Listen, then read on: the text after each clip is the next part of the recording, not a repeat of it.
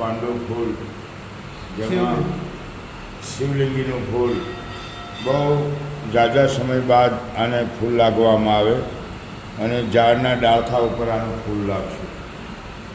આમાં 108 શિવલિંગ છે અને આ ઉપર નાગ છે. આને શિવલિંગીનું ફૂલ કહેવામાં આવે. આ મહાદેવને ચડાવવાથી મહાદેવ ખૂબ જ પ્રસન્ન થાય છે અને તમારા જીવનમાં સુખ શાંતિ અને સમૃદ્ધિ આપે એવું આ ફૂલ છે એ આપણે શિવજીને અર્પણ કરીએ.